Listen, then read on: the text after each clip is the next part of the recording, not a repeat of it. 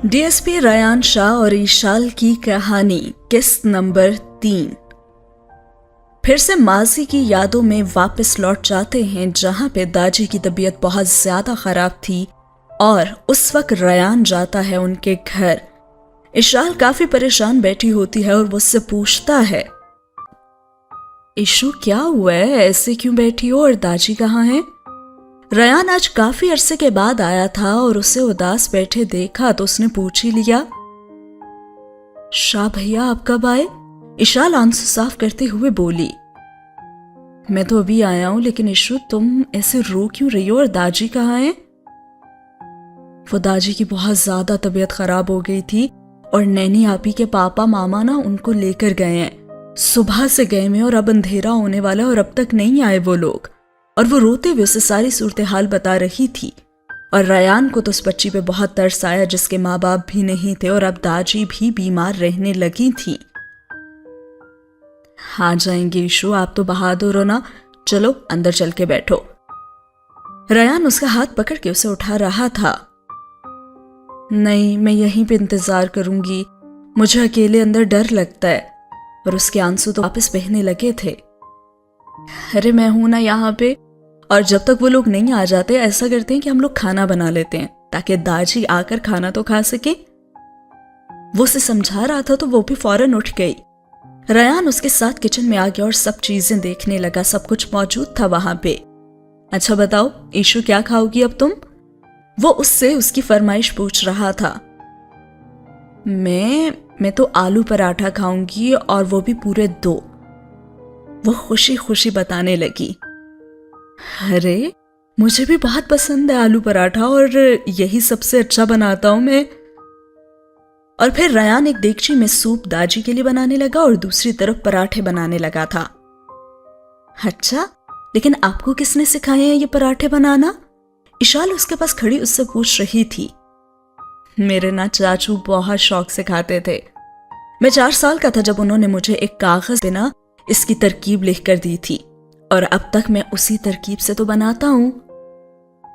वाह, आप मुझे भी बनाना सिखाएंगे क्या?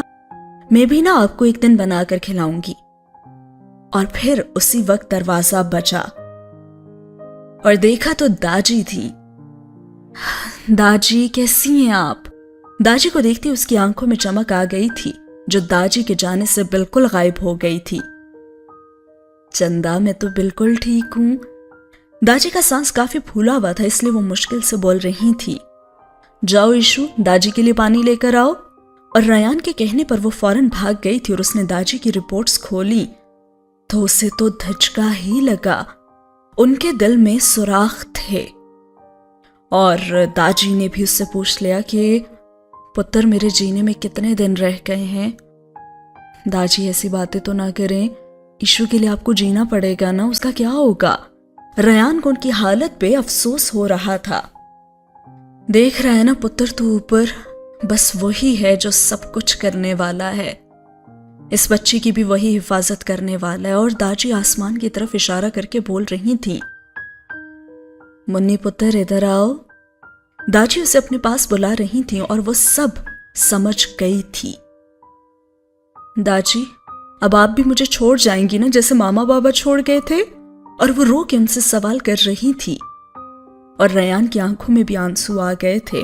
उसे भी वो दिन याद आ रहा था जब चाचू उसे छोड़कर गए थे, पर उसके पास तो माँ बाप थे ना, कजन्स थे, लेकिन इस बच्चे के पास तो कोई भी नहीं था।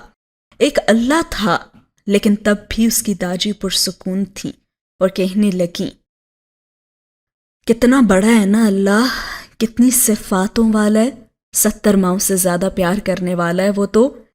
इसीलिए उसकी दाजी पुरसुकून थी कि अल्लाह इस छोटी सी बच्ची की भी हिफाजत कर सकता है।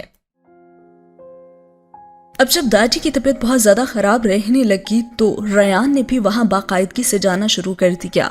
वो हर रोज शाम को अपनी ड्यूटी पूरी करके वहां चला जाता और रात को वहीं सोता और खाना भी वही बनाता था। इस तरह करते करते 1 साल गुजर गया और पता भी नहीं चला कि एक रात अचानक दादी की तबीयत बहुत ज्यादा खराब हो गई। और जब उनकी तबीयत बहुत ज्यादा खराब हुई तो ईशाल उन्हें पुकारना शुरू हो गई, दाजी, दाजी उठे ना। अब चूंकि रयान बाहर सोता था इसलिए उसको इशाल की आवाज ही नहीं सुनाई दी थी और दाजी इशू के साथ ही सोती थी। और तभी वो भागती भी आई और कहने लगी, शाह भैया, शाह भैया। रयान इशाल की आवाज पे उठ गया।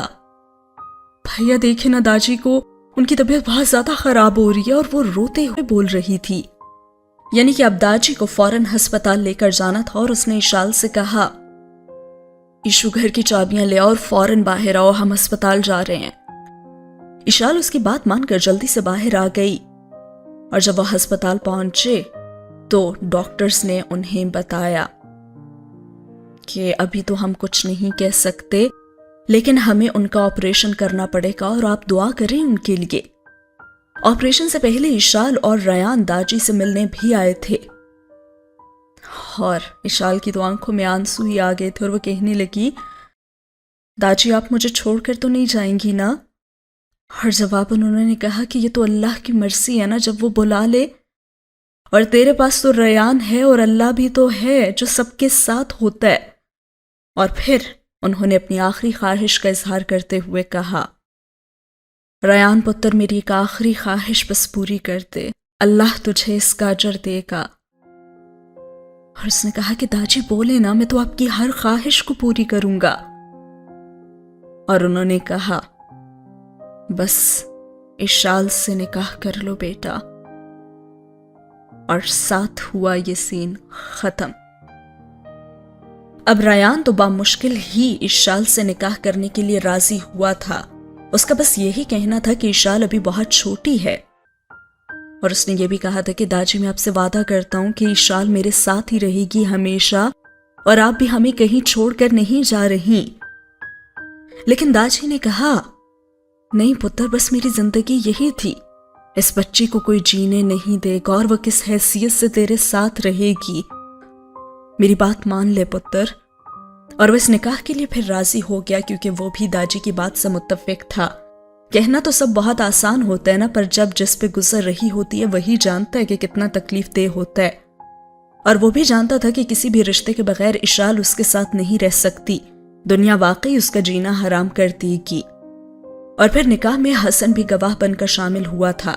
उसे भी खुशी हुई थी कि मुन्नी एक सहारा मिल गया था और उसकी खुद की भी तो शादी हो चुकी थी और सीन हुआ खत्म। लेकिन इशाल वहां रोते हुए बस एक ही बात पूछ रही थी और वो ये थी कि दाजी आप मुझे छोड़कर तो नहीं जाएंगी? अब डॉक्टर्स उनके ऑपरेशन के लिए तैयारी कर चुके थे और रयान ने उसे हौसला देते हुए कहा था कि इशू दाजी हमें छोड़कर कहीं नहीं जाएंगी, चलो बाहर खाना खा लो, सुबह से भूखी हो तुम। रयान उसे जबरदस्ती बाहर ले आया था और उसके आंसू रुकने का नाम ही नहीं ले रहे थे। उसे दाजी से दूरी बर्दाश्त नहीं हो रही थी और आज पहली दफा उसने शायद कहा था कि नहीं खाना मुझे जब तक दाजी वापस नहीं आ जाती। और उसने सारी ट्रे उलट दी थी और हसन और रयान उसका ये रवैया देखकर तो परेशानी हो गए थे। इशू वो कहीं नहीं जा रही, थोड़ा सा खा लो ना, वरना मैं चॉकलेट भी नहीं दूंगा। रयान उसे धमकी देते हुए बोला था, लेकिन इस वक्त उसके सर पे सिर्फ दाजी ही सवार थी और उसे कोई और चीज नहीं चाहिए थी। उसने कहा, मुझे नहीं खाना और मुझे बस दाजी के पास जाना है, आप लोग बहुत बुरे हैं, मुझे उनसे दूर कर दिया आपने। और वो चीख चीख कर रयान को बोली जा रही थी, पर रयान तो उसकी किसी भी बात पर गुस्सा नहीं कर रहा था और वो बिलक बिलक कर रोती जा रही थी। साथ ही हुआ ये सीन खत्म।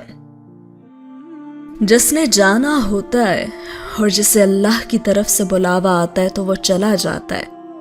कोई कुछ नहीं कर सकता चाहे हम जितना रो लें, लेकिन जाने वाले वापस नहीं आया करते।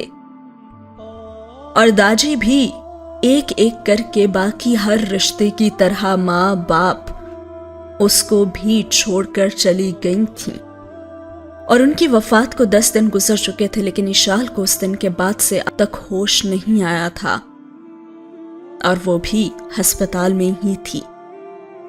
10 दिन गुजर जाने के बावजूद उसे होश नहीं आया था और रयान और हसन दोनों बहुत परेशान थे। रयान, ऐसा कर जाकर थोड़ी देर आराम कर ले, तू 10 दिन से आए और तेरे घर से इतनी कॉल्स आ चुकी हैं। हसन अभी अस्पताल आया था नहीं हसन, जब तक इशू को होश नहीं आ जाता मैं यहां से कहीं नहीं जाऊंगा। वो मुझे ना पाकर ना बहुत रोएगी। और रयान के हाथ में इशाल का हाथ था और वो उससे कह रहा था, इशू उठ जाओ ना, इशू प्लीज उठ जाओ। और रयान इशाल को उठाने की कोशिश कर रहा था और हसन को उस पर तरस आ रहा था कि जिंदगी उसको किस मोड़ पे ले आई थी। जो मोहब्बत और शादी के नाम से ही चढ़ता था वही आज इस मकाम पर पहुंच गया है। और तभी हल्की सी उसकी आवाज आई, ताजी। और आखिरकार रयान की दुआएं अल्लाह ने सुन ली थी और आज उसे होश आ गया था और सीन हुआ खत्म। अगला सीन शुरू होता है आगा जान के घर से, जहां पे कोई कह रहा होता है, देख लिया ना आपने आगा जान, तभी मैं मना करती थी आपको कि ना भेजें आप इसे शहर। पर नहीं, यहां कौन किसी की सुनता है भला। उस्मा सुबह सुबह आ पहुंची थी आगा जान के कान भरने ताकि उनकी अरीबा की भी किसी को फिक्र हो। और तभी आगा जान ने रयान को बुलाया तो रयान भी हाजिर हो गया। अस्सलाम वालेकुम आगा जान, आपने बुलाया था? रयान एक कुर्सी पर आकर बैठ गया। वो लड़की कहाँ है और किसकी इजाजत से तुम उसको इस घर में ले आए हो? आगा जान को तो गुस्सा रात वाली बातों पर अब तक था। उस वक्त तो उन्होंने उसे बख्श दिया था, पर आज उनका इरादा नहीं था कि उसे बख्शा जाए। आगा जान, वो मेरी बीवी है तो जाहिरी सी बात है ना कि मेरे ही घर पर रहेगी। रयान को उनके गुस्से की कोई परवाह थी ही नहीं। बरखुरदार जिसको तुम बीवी कह रहे हो, उसकी उम्र और अपनी उम्र का फर्क भी देख लो। हम तो उसे कभी कबूल नहीं करेंगे और इस घर की बड़ी बहू अरीबा ही बनेगी। और रयान ने भी जवाबन कहा, हाँ तो ना करे ना आप कबूल, मुझे इससे कोई फर्क नहीं पड़ता, लेकिन मैं कभी भी अरीबा से शादी नहीं करूंगा, इशाल के मरने के बाद भी नहीं। और उसकी जिंदगी बर्बाद करने से बेहतर है कि आप कहीं अच्छी जगह ना उसकी शादी कर दें। रयान बेझिझक सब कुछ बोल गया था।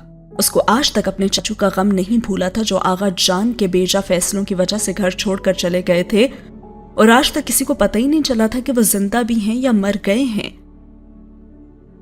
और अब आगा जान का गुस्सा तो साथ में आसमान पर था और कहने लगे, बकवास बंद करो अपनी। तुम तो शायद अपने चाचू को भूल गए हो ना, जिसे आज तक मैंने इस घर में कदम रखने नहीं दिया। तुम भी अगर मेरे फैसलों को नहीं मानोगे ना तो इस घर के दरवाजे तुम पे भी हमेशा के लिए बंद कर दिए जाएंगे। और आगा जान का तो बस नहीं चल रहा था कि उसे कच्चा ही चबा जाए। जो पोता उनकी सारी जिंदगी मानता आया था, आज वो उस छोटी सी लड़की की वजह से उनसे जुबान दराजी पे उतर आया था। और रयान यहां भी न रुका, कहने लगा, हाँ तो ठीक है, चला जाता हूं मैं भी। जब आपके इन्हीं गलत फैसलों की वजह से बाकी घर वाले आपको छोड़कर चले गए ना, तो आपके पास पछताने के सिवा कुछ नहीं रहेगा। जानता हूं मैं कि आपने चाचू को भी ढूंढने की कोशिश की है, पर आज तक वो आपके पास नहीं आए ना, और उन्हीं गलत फैसलों की वजह से आप अपने बेटे से दूर हो गए हैं। हाँ, मुझे भी ढूंढने की कोशिश मत कीजिएगा, क्योंकि मैं भी आप ही का पोता हूं। अपनी जिंदगी गुजारने का हक मुझसे आप नहीं छीन सकते। अल्लाह हाफिज आगा जान। और रयान उनकी कुछ भी सुने बगैर वहां से निकल आया था। और अगले सीन में दिखाया जाता है कि महक और आफिया इशाल के पास जाती हैं और उससे कहती हैं, इशाल तुम अब यहीं रहोगी हमारे साथ। महक और आफिया उसके पास बैठी उससे बातें कर रही थी, तभी रयान भी आ गया और उसकी जो गुफ्तगू आगा जान के साथ हुई थी उसके बाद जाहिर सी बात थी कि इशाल अब वहां नहीं रह सकती थी और उसने उससे वही कह दिया, इशू तुम उठो, हम वापस जा रहे हैं। रयान अलमारी से अपना और उसका सामान निकालते हुए बोला, अरे लाला आप कहां जा रहे हैं? महक ने अभी तक इशाल का हाथ पकड़ा हुआ था। तुम्हें सुनाई नहीं दे रहा? उठो। और अब की बार तो रयान ने उसका हाथ पकड़ के उसे जबरदस्ती उठाया था और वो उसके साथ घसीटती हुई नीचे चली आई थी। आगा जान उसे बुलाते रहे और कहते रहे, रुक जाओ रयान, रुक जाओ। लेकिन वो रुका नहीं। वो इशाल को गाड़ी में लाकर उसने बैठाया और आज रयान शाह भी अपने चाचू की तरह शाह हवेली को हमेशा के लिए छोड़ गया था और उसने खैराबाद कह दिया।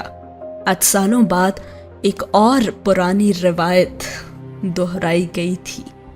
वक्त ने खुद को दोहराया और अब जब वो वापस आ रहे थे तो इशाल भी काफी परेशान थी कि उसने अपने बाबा से इतने गुस्से से क्यों बात की। और उसने पूछ ही लिया, आपने अपने बाबा की बात क्यों नहीं सुनी थी? इशाल रयान से पूछ रही थी क्योंकि वो इससे ज्यादा देर तक तो अब खामोश नहीं रह सकती थी। वो इसलिए क्योंकि सुनने के लिए अब कुछ बचा नहीं था और रयान की आंखें तो सुर्ख हो रही थी और इशाल को पहली दफा उससे डर लग रहा था क्योंकि जब भी वो उससे मिली थी उसकी आंखें चमकती थी, लेकिन आज उसकी आंखों से उसे खौफ आ रहा था। और आज से कुछ साल पहले जिस तरह चाचू घर से निकले थे और उनकी बेगम ने पूछा था कि हम कहाँ जा रहे हैं, इसी तरह आज इशाल ने भी पूछा, हम कहाँ जाएंगे? इशाल जानबूझकर सवालात कर रही थी ताकि वो किसी बात पे हंस ले और उसका खौफ दूर हो जाए। और थोड़ी देर बाद वो ख्वाबों की दुनिया में पहुंची हुई थी और रयान के जगाने पर वो डर के उठ गई थी। घर आ गया क्या? वो उससे पूछ रही थी और उसने नफी में सर हिलाया। नहीं, घर नहीं, होटल आया है। फ्रेश होकर ना खाना खा लेते हैं, बस 1 घंटा ही लगेगा। वो उसके कहने पे गाड़ी से निकल गई थी और बाहर निकलते ही वो कांपने लगी थी। सर्दी लग रही है क्या? रयान उसका हाथ पकड़ते हुए बोला था। हाँ, इशाल ने इस बात में सर हिलाया था तो रयान ने अपनी जैकेट उतार के उसे पहना दी। अब ठीक है? रयान ने उससे पूछा। हाँ, लेकिन आपको सर्दी नहीं लग रही? इशाल मासूमियत से पूछ रही थी। लग रही है, पर क्या कर सकता हूं? अब प्यारी सी लड़की को तो सर्दी नहीं लगने दे सकता ना। और बिलाखिर रयान हंस ही दिया था इशाल की बात पर, और आखिर वो कितनी देर उसके सामने सीरियस रह सकता था। और फिर रयान हंसने लगा तो इशाल भी हंसती थी। और इसके बाद वो जैसे होटल में एंटर हुए तो वहां पे 4 लड़कियों ने देखा और कहने लगी, अरे वो देखो, डीएसपी रयान शाह। और उसे देखते उसके पास चली आई और कहने लगी, हेलो डीएसपी रयान शाह, कैसे हैं आप? एक लड़की ने पहल की थी। अल्हम्दुलिल्लाह मैं ठीक हूँ, सॉरी मैंने आप लोगों को पहचाना नहीं। रयान हैरान था कि ये लड़कियां कौन है और कहां से आ गईं। अरे हमें छोड़ें, ये कौन है प्यारी सी लड़की? वो लड़कियां अब वहीं बैठकर इशाल का पूछ रही थी। मैं अपने पर्सनल्स हर ऐरे गैरे से शेयर नहीं करता, आप यहां से जा सकती हैं। रयान को उनकी बातों पर तो जैसे गुस्सा ही आने लगा था। और इतने में हसन की भी अचानक आवाज आई, ओहो रयान, तू यहां कैसे? बस यार अभी हवेली से ही आ रहा हूं, लेकिन तुम यहां कैसे? रयान हसन से हाथ मिलाते हुए पूछ रहा था। उफ यार, क्या बताऊं, ये चारों, बल्कि 5 तेरी भाभी भी है ना, इनको खाना खाना था यहाँ का, इसीलिए यहाँ लाया हूं। और तुझे तो पता है सस्ता भी मिलता है ना, हसन उसको आंख मारते हुए बोला था। और रयान को अब समझ आई थी कि ये चारों उसकी सालियां थी। और फिर वो मुन्नी की तरफ मुतवज्जा हुआ और कहने लगा, कैसी हो? जी मैं ठीक हूँ, और आज ना बहुत नाराज हूँ। इशाल मासूमियत से बोली तो सबको हंसी आ गई। मिसेस हसन उसको अच्छी तरह से जानती थी क्योंकि हसन उसकी बातें अक्सर ही बताता रहता था। अरे क्यों नाराज हो मुन्नी, अब तो चॉकलेट्स देने वाला दूल्हा भी मिल गया है ना। और हसन रयान को देखते हुए बोला था और उसकी सालियां एक साथ चीखी थी। हसन और रयान का एक साथ ही कहकहा बुलंद हुआ था और वो कहने लगी कि ये क्या कह रहे हैं आप, इतनी छोटी सी बच्ची का दुल्हा कैसे आ सकता है? हसन की तो अब हंसी कंट्रोल करना मुश्किल हो गया था।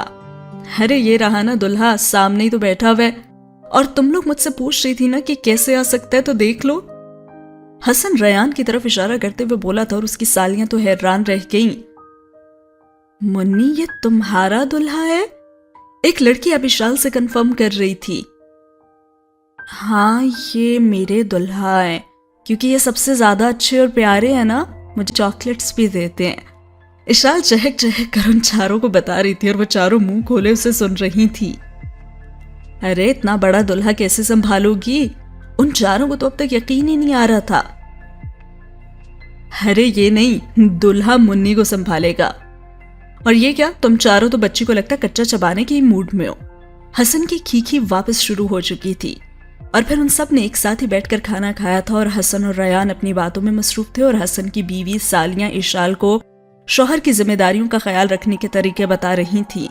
और खाने से फारिग होने के बाद रयाल इशाल से पूछने लगा कि ईशू चले अब? हाँ, वो दोनों होटल से बाहर निकल आए थे। इतनी चुप क्यों बैठी हुई हो आज ईशू? रयान ड्राइविंग करते हुए उससे पूछ रहा था। क्या बोलूं? इशाल उसकी तरफ देखते हुए बोली। चॉकलेट खाओगी? जी, किटकैट खानी है। इशाल फौरन बोली थी और चॉकलेट के लिए वो भला मना कर दे ऐसा तो नामुमकिन था। अच्छा तो फिर मुझे भी खिला दो। रयान ने उसको खाते देखा तो बोला। आप तो गाड़ी चला रहे हैं ना, कैसे खाएंगे? इशाल की बात पर तो उसको हंसी आ गई। बस तुम खिला दो ना। नहीं, आप मेरी उंगली काट लेंगे। और रयान का कहकहा बुलंद हुआ था। कितनी मासूमियत थी ना उसके हर अंदाज में, और रयान को तो उसमें बहुत ही प्यार आ रहा था। अच्छा ये ले, खा ले, लेकिन मेरी उंगली नहीं काटनी वरना मैं रोऊंगी।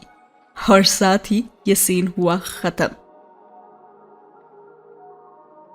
और फिर अगले सीन में बताया जाता है कि रयान उसे स्कूल में एडमिशन दिलवाना चाहता होता है और उससे कहता है कि इशू कल सुबह तैयार रहना, मैं तुम्हें टीचर के पास लेकर जाऊंगा, वो पढ़ाएंगी ना तुम्हें। रयान उसके पास आकर बैठते हुए बोला था और वो कहने लगी, नहीं मैं तो किसी से नहीं पढ़ूंगी, टीचर्स तो बहुत मारती हैं। इशाल के आंसू टपकना शुरू हो गए थे। नहीं मारती इशू, आप पहले भी तो पढ़ रही थी ना टीचर से, तो अब क्या मसला हो गया? रयान गुस्सा दिखाते हुए बोला था कि वो मान जाए। नहीं, उन्होंने मुझे मारा था और मैं बहुत रोई थी और फिर दाजी ने मना कर दिया था कि मैं नहीं पढ़ूंगी किसी भी टीचर से। और इशाल की बातों पे तो उसने अपना सर ही पकड़ लिया था कि अब वो करे तो भाई करे क्या, नौकरी करे, बच्ची को संभाले या उसे ट्यूशन पढ़ाए। अच्छा तो बताओ, क्या तुम सारी जिंदगी ऐसे ही गुजार दोगी पढ़े बगैर? मेरे बात क्या करोगी? और ये दुनिया तो इतनी अच्छी नहीं है ईशू, बात समझो, तुम्हारा पढ़ना लिखना बहुत जरूरी है। हर कोई मेरे जैसा तो नहीं मिल जाएगा ना तुम्हें। रयान उसे समझा रहा था लेकिन उसको कुछ समझ ही नहीं आ रही थी और वो कहने लगी जो शॉर्टकट उसे समझ आया,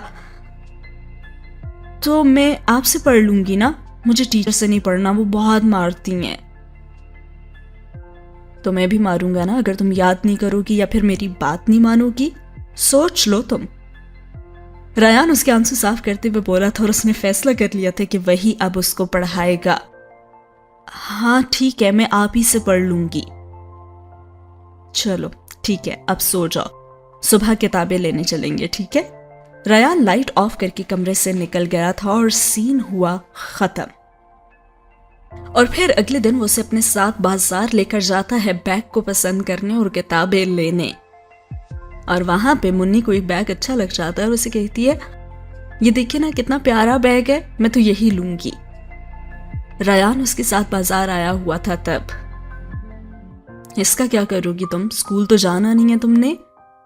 हाँ तो मैं आपके पास पढ़ने आऊंगी तो इसी में किताबें डाल के लाऊंगी ना, इशाल मासूमियत से बोली तो उसे हंसी आ गई। हाँ भाई, कौन सा तुम 7 समंदर पार से आओगी जो बैग लेकर आना पड़ेगा? रयान अभी भी मुस्कुरा रहा था। तो क्या हुआ, मैंने तो बस यही बैग लेना है। इशाल जिद पे उतर आई थी तो रयान को उसे दिलाना ही पड़ा बैग। और फिर उसने किसी चीज की जिद नहीं की थी। रयान खुद ही उसके जूते, कपड़े, चूड़ियां, हर चीज खुद लेता रहा था और वो चुपचाप उसको देख रही थी जैसे वो उसकी नहीं किसी और की चीजें ले रहा हो। घर आकर रयान ने ही फिर खाना भी तैयार किया था क्योंकि वो कभी भी मुलाजमों के हाथ का खाना नहीं खाता था। और रयान चूल्हा जलाते हुए से पूछने लगा कि कॉफी पियोगी? और जवाबन इशाल कहने लगी, कॉफी क्या होती है? इशाल जो किताबें देख रही थी उसकी बात पे उसे देखते हुए बोली और रयान उसकी बात पे हंस दिया। कॉफी नहीं, कॉफी होती है। अब इसका उर्दू में कोई मतलब नहीं है क्योंकि उर्दू में भी इसे कॉफी ही कहते हैं। रयान हंसते हुए उसे बता रहा था और कॉफी भी बना रहा था। मुझे नहीं आता यह बोलना और मेरे को बस चाय पीनी है। चलें, सही है, मैं चाय बना देता हूं तुम्हारे लिए। अच्छा ये बताएंगे मैं पहले क्या पढ़ूंगी? और रयान ने जवाबन कहा, इंग्लिश, क्योंकि इसके काफी अल्फाज हम रोजमर्रा की जिंदगी में बोलते हैं ना, इसलिए तुम्हें मैं आज इंग्लिश ही पढ़ाऊंगा। रोज हर एक किताब का ना एक एक सबक पढ़ाऊंगा और फिर अगले दिन टेस्ट भी लूंगा। और हाँ, रात 11 बजे से 1 बजे तक हमने पढ़ना है। जितनी नींद करनी हो ना दिन में सोती रहना, क्योंकि मेरा फारिग वक्त मुश्किल से बस यही बचता है। रयान उसको समझा रहा था और वो समझ गई थी कि अब दोपहर को ही उसे आराम करना है और रात को उसने पढ़ना है। और साथ हुआ ये सीन खत्म। तो जनाब ये है कहानी ईशाल और रयान की, और रयान बड़े ही बेहतरीन अंदाज में ईशाल को पढ़ा भी रहा है और उसे बहुत सारे जिंदगी गुजारने के नए गुर भी सिखा रहा है, और वो इसे इस काबिल बना रहा है कि अगर कल को वो भी ना रहे तो इस जमाने में और इस दुनिया में वो अकेले भी जी सके, और उसे जीना वो सिखा रहा है और बहुत अच्छे से उसे गाइड कर रहा है। वैसे रियल लाइफ में तो ऐसी स्टोरी हमें देखने को नहीं मिलती, लेकिन नॉवेल में इसको बड़े अच्छे तरीके से बताया जा रहा है। आई होप कि आप लोगों को अच्छी लग रही होगी। अच्छी लगी है तो कमेंट तो करना बनता है और लाइक भी जरूर बताइएगा अपना फीडबैक। मिलते हैं अगले एपिसोड में। अल्लाह हाफिज।